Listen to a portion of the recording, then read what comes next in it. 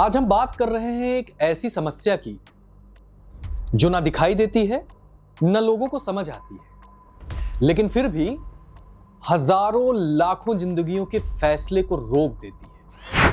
और दोस्तों, अक्सर इस शायद की वजह से लोग सिर्फ हारते नहीं, वो बस शुरू नहीं कर पाते। और हमारी मैथोलॉजी में, जिसमें मैं महाभारत के एक पात्र का आपके सामने एग्जाम्पल भी रखूंगा और उसमें ये पता चलेगा कि कैसे महान से महान लोग भी इस संघर्ष से गुजर चुके हैं। और सबसे जरूरी बात, कैसे इस समस्या से बाहर निकला जाता है। अगर किसी योद्धा के पास असाधारण प्रतिभा थी तो वो सिर्फ एक व्यक्ति था, कर्ण। सोचिए, एक ऐसा धुरंधर जिसका निशाना कभी चूकता नहीं था, जिसकी तलवार में बिजली सी तेजी थी।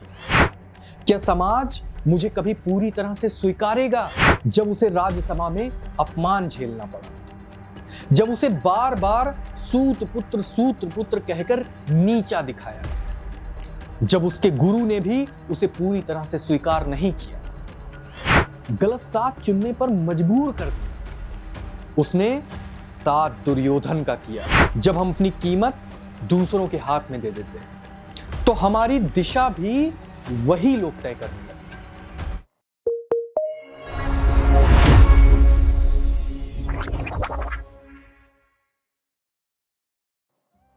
नमस्कार दोस्तों, स्वागत है आपका स्पेशल वार्ता के विशेष सेगमेंट लाइफ वार्ता में। आज हम बात कर रहे हैं एक ऐसी समस्या की जो ना दिखाई देती है न लोगों को समझ आती है, लेकिन फिर भी हजारों लाखों जिंदगियों के फैसले को रोक देती है।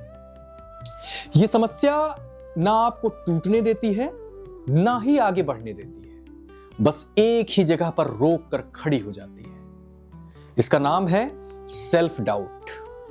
सेल्फ डाउट वो आवाज है जो आपके टैलेंट पर नहीं, आपके भरोसे पर सवाल उठाती है। ये आप पर सवाल उठाती है और आप ही से कहती है, बेटा शायद तुम रेडी नहीं हो, शायद तुम किसी चीज के लायक नहीं हो, शायद तुमसे ये हो नहीं पाएगा। ऐसा आपके रिश्तों में भी होता है।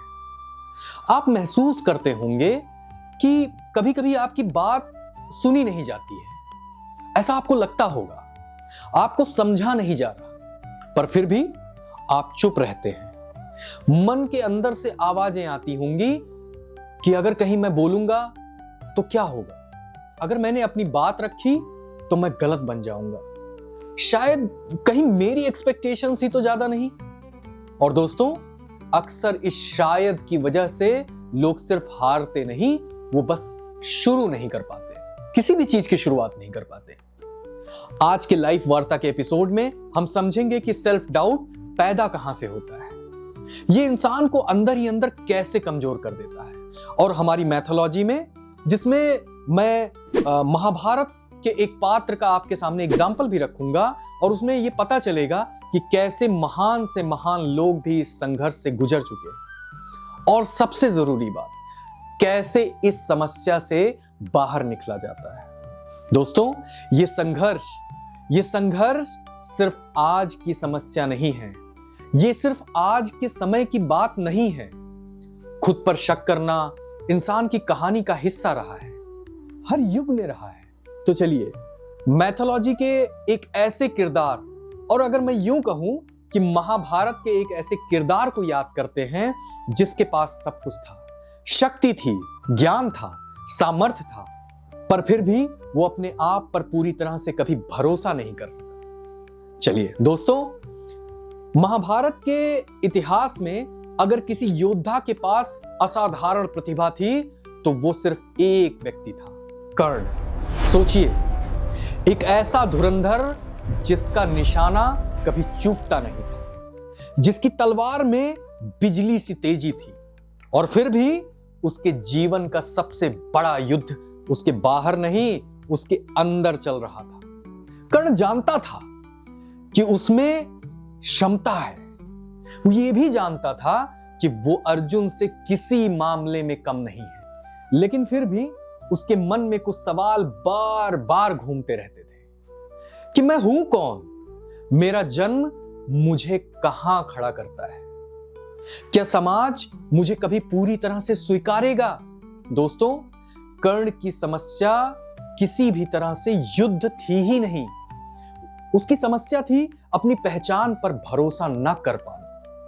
जब उसे राज्यसभा में अपमान झेलना पड़ा, जब उसे बार बार सूत पुत्र कहकर नीचा दिखाया गया, जब उसके गुरु ने भी उसे पूरी तरह से स्वीकार नहीं किया, हर पल उसके मन में उसका सेल्फ डाउट और गहरा होता चला जाता था। और धीरे धीरे कर्ण अपने फैसले अपनी शक्ति और बुद्धिमत्ता से नहीं, अपने डर से लेने लगा। और यही सेल्फ डाउट उसे एक गलत मोड़ पर ले गया, गलत साथ चुनने पर मजबूर कर दिया। उसने साथ दुर्योधन का किया, जो धर्म नहीं अधर्म के रास्ते पर था। उसने ये नहीं पूछा कि मैं सही हूं या गलत, उसने पूछा कौन मुझे स्वीकारेगा।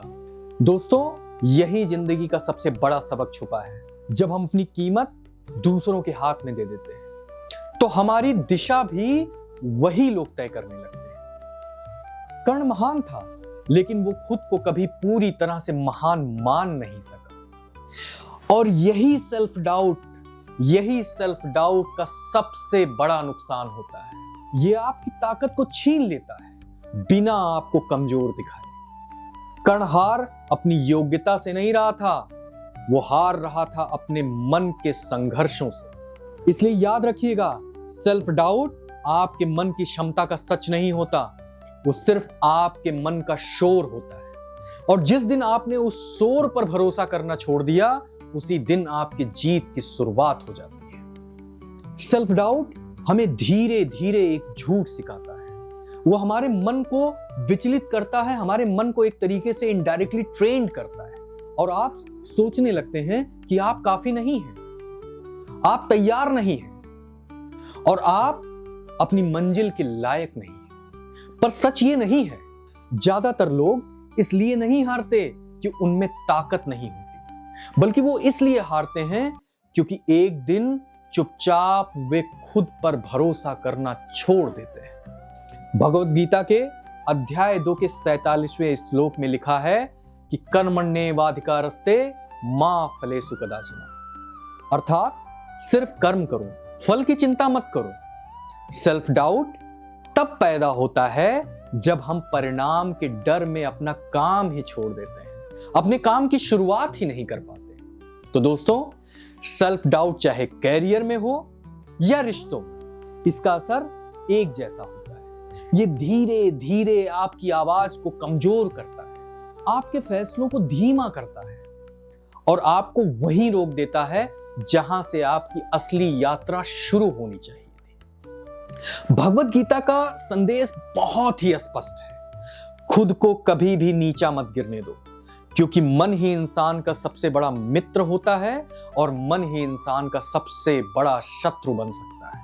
इसलिए जब भी अगला कदम लेने से पहले आपका मन कहे कि शायद मैं नहीं कर पाऊंगा, तो याद रखना, ये पूरी तरह से सच नहीं है। ये सिर्फ मन का शोर है, ये सेल्फ डाउट है। और जिस दिन आपने अपने मन के इस भ्रम को पहचान लिया, उसी दिन से आपकी असली ताकत और जीत का सिलसिला शुरू हो जाता है। तो दोस्तों, आज के एपिसोड में कहीं पर भी आपको अपना सा लगा तो लाइक, शेयर, कमेंट और सब्सक्राइब करना बिल्कुल ना भूलें। आप अपने सुझाव और अपना एक्सपीरियंस हमसे कमेंट में जरूर साझा करें और ये भी बताएं कि अगले लाइफ वार्ता का विषय क्या होना चाहिए। मैं हूं आपका दोस्त प्रशांत मुदित और ये है लाइफ वार्ता बाय स्पेशल वार्ता। मिलते हैं अगले एपिसोड में। तब तक के लिए जय श्री कृष्ण।